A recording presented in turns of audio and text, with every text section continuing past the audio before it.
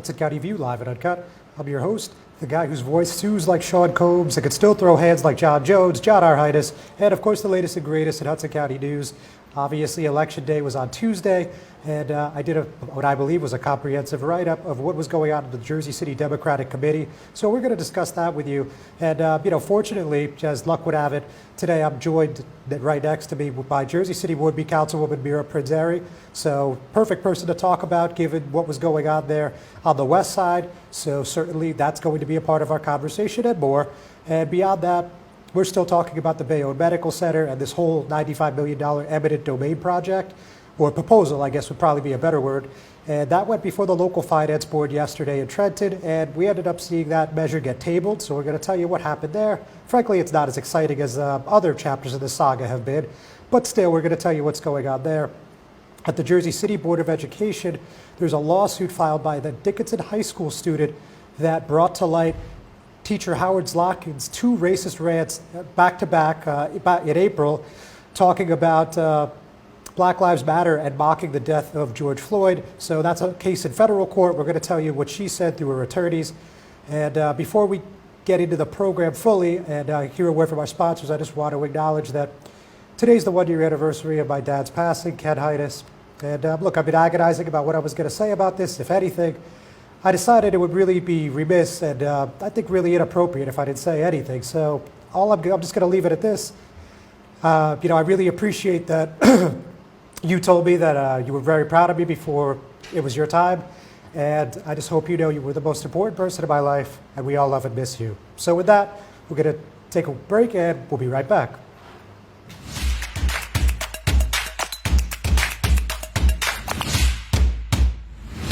Cutting-edge surgical care is right here in Secaucus.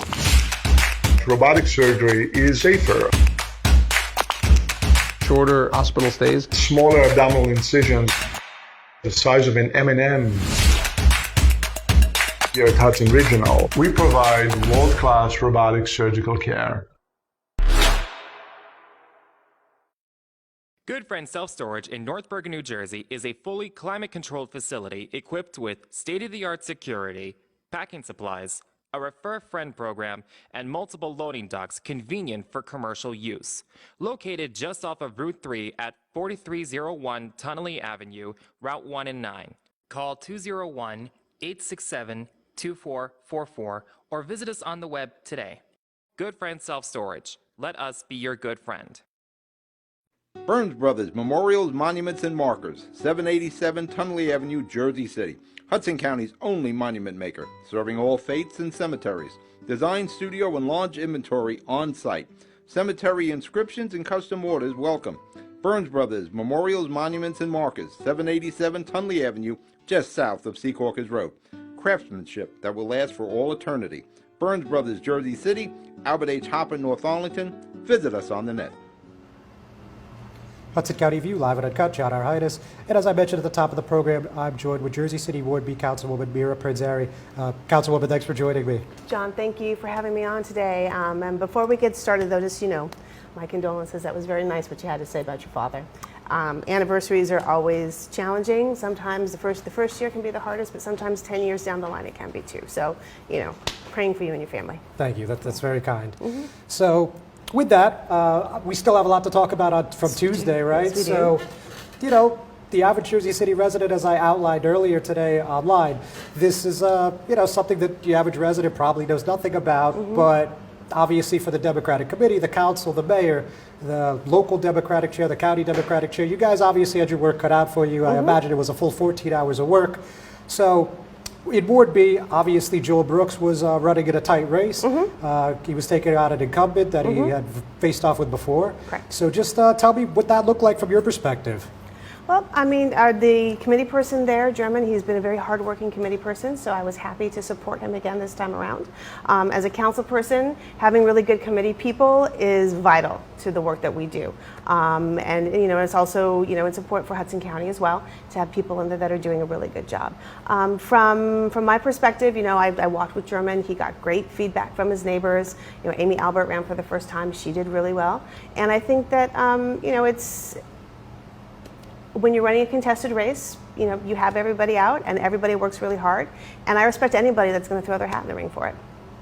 So we saw two very different perspectives of what was going on there from Mayor Fulop and from Joel Brooks. So, I mean, what did you think of what was said there? I mean, in case anyone missed it, I mean, I just put it up a couple hours ago. I mean, the mayor basically said that this was a ward that, at a seat that they were very interested in because German is someone that's a Harry Moore graduate, and he felt that there was some bullying going on from Mr. Brooks, and Mr. Brooks said that was essentially preposterous, and this was simply, another committee race, and he felt the machine was scared, and so on and so forth. So what was your takeaway as far as that goes? Well, I wasn't actually in 22. I spent most of my day in other districts. I was over at 24 School. We have 5 districts there. I was over at the Athletic Center, where actually my home district is. 9, 11, and 33 vote there. So I can't really, I don't really want to comment on what I didn't see. But I do know that when you're in a contested race, like I said before, everybody's got their team out, and sometimes, things get a little heated. So, but German is, like I said, great committee person, and you want to make sure that your people are the ones that get in. So in terms of collaborating with the local Deb committee and the county Deb committee, I saw you were out with Chairwoman DeGees. Yep. What kind of role did you have in where people were going to go and which districts would be prioritized, which seats would be prioritized? Did you have any sort of say in that? Well, we had, of the 33 districts in the ward, we had, I think 4 that were contested, and then 5 seats altogether out of the 66 committee people. So they actually had me at a different district for part of the day. I generally just tell them, where do you want me to go? And that's where they send me. So generally I'm in my home district. Today, or that time on Tuesday, I was split between the voting place at 24 School and then again back at the Athletic Center.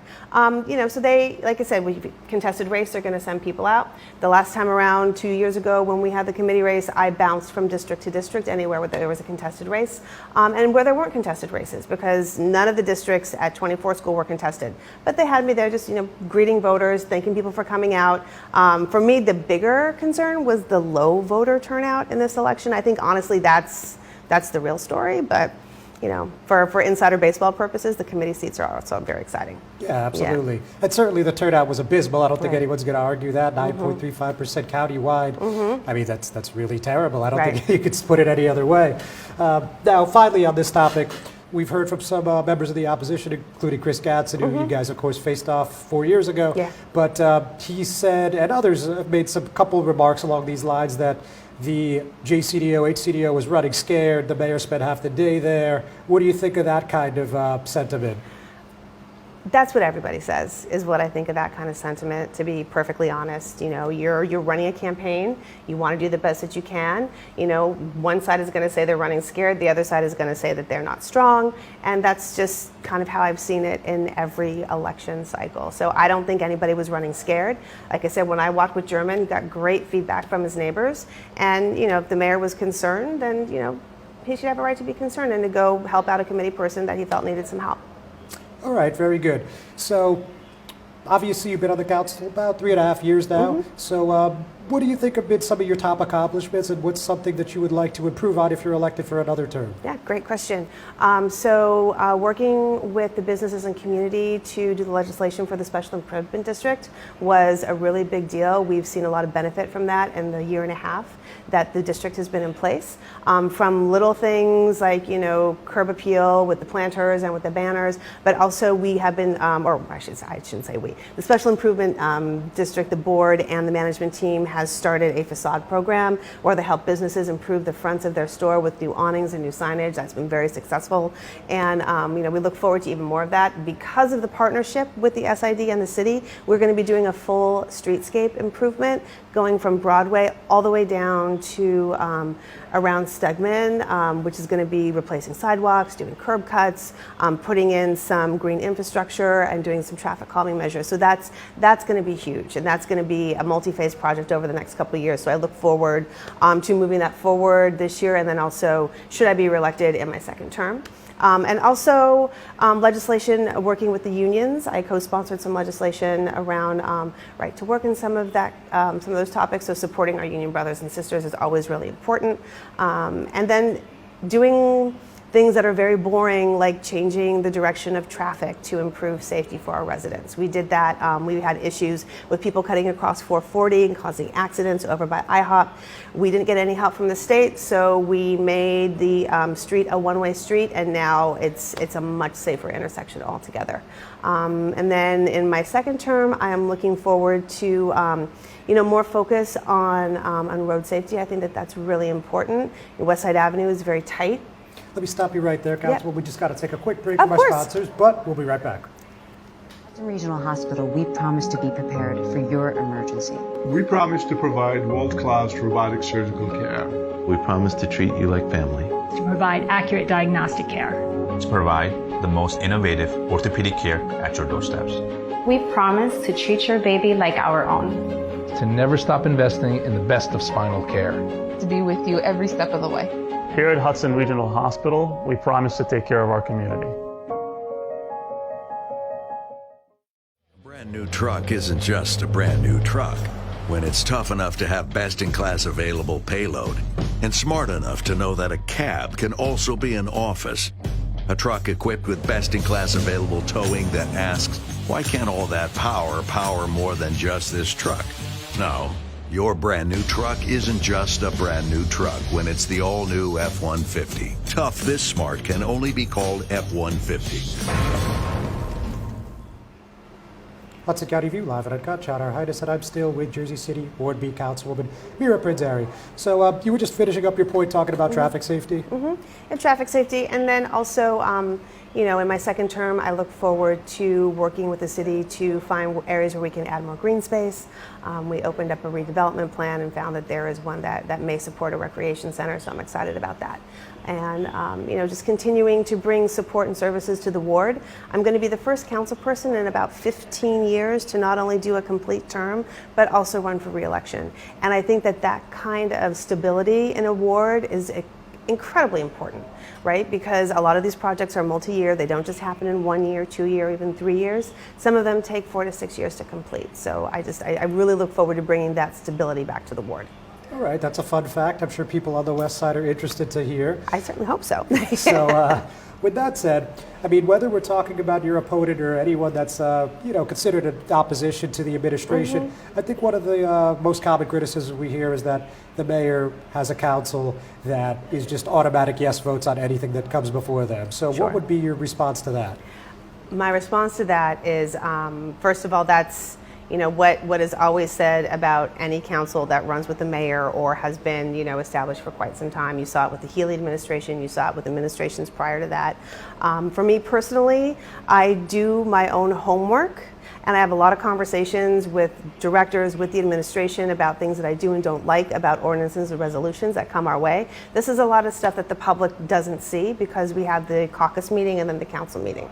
And I come to my own decisions about how I feel legislation should move. And sometimes, too, there's negotiation and compromise that happens before it even comes to council. So I also think it's an easy thing to say, and it doesn't open up the door for dialogue. And so, for those people who say that, that's maybe their opinion, but I'd rather have them come to me and ask me why I voted the way that I did. Okay, well, on that point, is there anything that doesn't even have to be recently, past 3.5 years that you voted against, you felt like it just wasn't good for your ward or for the city as a whole, or anything upcoming that you feel like you just can't get behind at this moment? Well, there was when we were looking to finally increase the pay raises for our council aides, the original legislation was bundled with director raises, and we wanted and it was also had a longer timeline, a longer window before it was activated. Absolutely was not on board with that, and that I didn't think was fair because our council aides at the time were making like $15,000 a year, and it's considered part-time, and everybody knows that in a city of our size, it's not a part-time job. For future legislation, I mean, we've got the Pompidou, which will be coming to council, and we're going to have to take a really close, good look at that to see what it's going to look like for the residents and what it's going to cost. And then there was also like some of the back and forth between the some of this actually more was a council conversation with the late Councilman Yun with the short-term rental legislation. He and I went back and forth on that. We weren't on the same side of that as well. So sometimes it comes from, not only the administration, but some of our other fellow council people. And it's up to us to find the negotiation and compromise to move things forward. Because if you don't, you'll have a situation like you do in Patterson right now, where they had to have a couple of emergency meetings to vote on a temporary budget, because the council and the mayor were not on the same, were not in agreement with the budget. And when it didn't get voted on, their employees weren't going to get paid. These are the kind of ramifications and things that happen when you have that acrimonious relationship. So, and at the end of the day, it's the residents that suffer.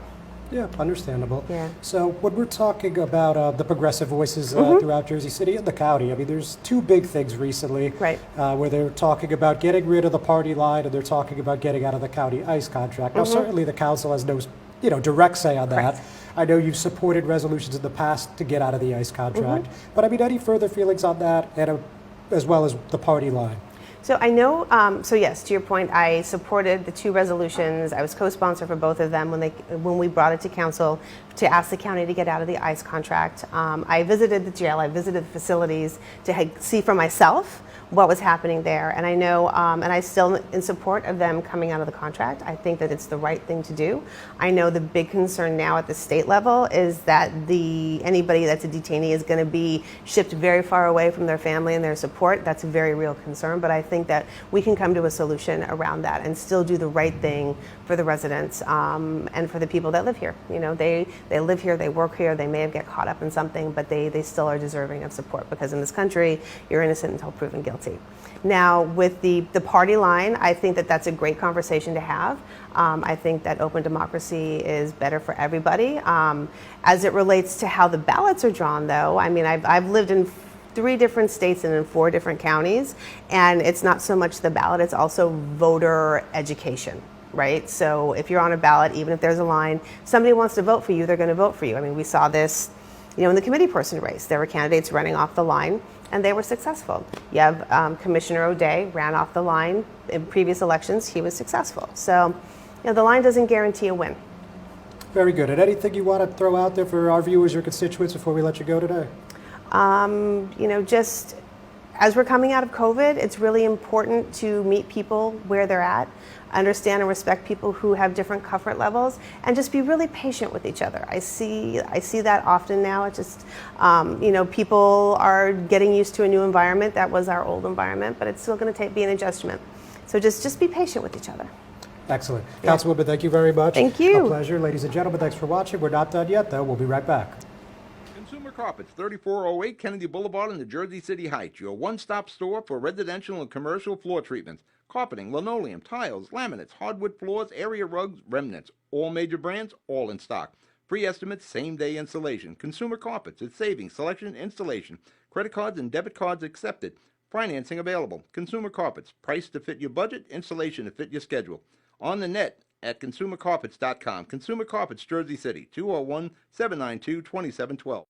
Newport, the luxury waterfront community on the Hudson River, offers the quality of life you deserve in 10 high-rise rental towers with amenities such as the on-site Newport Path subway, light rail and ferry service, Newport Town Square, 3 playgrounds, dog run, upscale restaurants, retail giants like Sears, JCPenney, Macy's, and Target. Morton Williams Supermarket is just outside your front door. A health and fitness club, spa, skating rink, and medical facilities are also on site. NewportNJ.com. Enjoy the New York skyline from Newport Town Square. Manhattan is just one path stop away or quick ride through the Holland Tunnel. Nursery and private elementary schools all on site. 12-screen movie theater at the Newport Center Mall. Want to visit Newport? Stay at the Westin or Marriott Hotel. Go to NewportNJ.com for details. Newport has luxurious towers, great restaurants, shopping, New York skyline views, schools, playgrounds, a marina and yacht club, gym, spa, fine wine, fine living. It's incredible. It's you. NewportNJ.com. Newport, live like you want.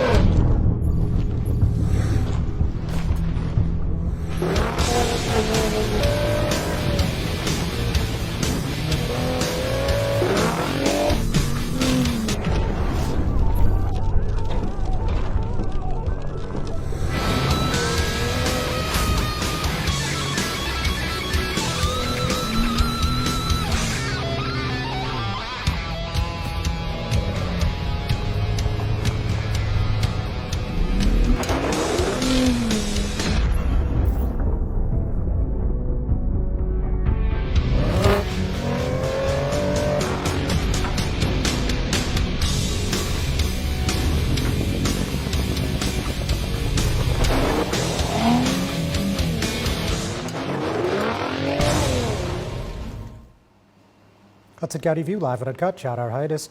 So let's talk about this federal lawsuit against Dickinson High School, the Jersey City Board of Education, and a few school officials as well. So as I mentioned earlier today, this lawsuit's talking about Howard Zlotkin. So you probably remember NBC New York had an exclusive clip a few weeks ago in May, and it talked about Zlotkin making some pretty inflammatory remarks in the middle of what was supposed to be a climate change lesson. He was a science teacher.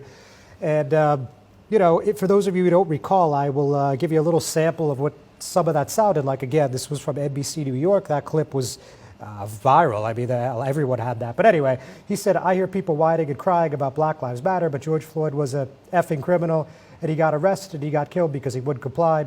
And the bottom line is we make him an effing hero." Obviously, he didn't use the exact phrase effing. I think you get the point, though. And so as a result of that, we heard a lot more details outlined in this lawsuit. And this is also coming after a rally last month where we saw Timia Williams, who was the 17-year-old Dickinson High School senior who brought these allegations forward, approached NBC and made sure that this was in the public sphere. That rally was with Frank Educational Gilmore, a Ward F Council candidate, the Jersey City Anti-Violence Coalition Movement Executive Director Pamela Johnson, and of course many others. But with that said, let's talk about the actual complaint. It's a 20-page complaint, and the big thing here is that she's saying that even before what happened in April, these two back-to-back rants in April, there were many students who went to the administration seeking help, talking about inappropriate conduct by Zlotkin, and they received nothing in return until the media reports came out about what happened in April. So let's talk about that. So only after the media reported on Zlotkin's conduct did BOE finally respond. Zlotkin was suspended from his teaching duties late in the day Thursday, April 29, 2021. Defendant BOE told NBC New York that the student had been in the process of taking statements from students before proceeding with disciplinary actions, but no one from Dickinson High School had reached out to TW to interview her or to Miss Margie Nieves, her mother, to discuss the situation with her. So the suit continues that Zlotkin is no longer employed by the district. They have not clarified whether he retired or was fired. And he also assigned Williams and 3 other students to write essays explaining why Black lives should matter. So that seems a little unusual for a science teacher. I think we could all agree. And when she refused, the lawsuit alleges that Zlotkin said she was full of you-know-what, and asked, because why? You can't make a case for yourself? And then another student was apparently kicked out of the virtual class for alleging that he was being racist. And again, that's all in the complaint. So we're going to also get a quote here from one of the attorneys. She has 2, but I think this really encapsulates it pretty well. It is outrageous that even after TW repeatedly reached out to school officials about Zlotkin's mistreatment, no one even bothered to get back to her until it was too late, and she had been subjected to yet another class full of racist vitriol. Even more outrageous is that the school knew full well that Zlotkin was utterly unfit for the classroom and yet did nothing to protect students from him.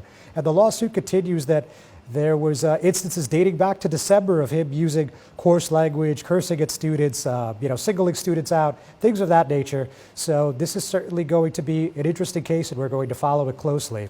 So talking about following cases closely, this is not in the courts, but we are talking and have been talking about really for over a year now that the local finance board at the Bayonne Medical Center. So specifically, there's this $95 million eminent domain plan.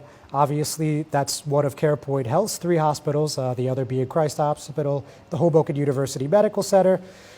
But this is something where there were 2 announcements within minutes of each other last year during the summertime, right around this time, and Hudson Regional Hospital and BMC Hospital LLC both said that they were going to be the new owners and operators of the facility over in the Peninsula City. Obviously, that still hasn't happened.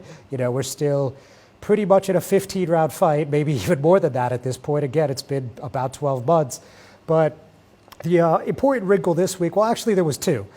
We saw that both HRH and BMC made appeals to the Bayonne City Council. They both submitted proposals talking about why eminent domain could be taken off the table. Of course, that was HRH. They are the property owners, don't forget. And we also heard from BMC explaining why eminent domain is essentially the only way to move forward. Of course, that's the long story short. Now, the reason that came out on Monday and Tuesday, respectively, or was submitted Monday and Tuesday, respectively, is because the local finance board in Trenton had a hearing scheduled for yesterday afternoon.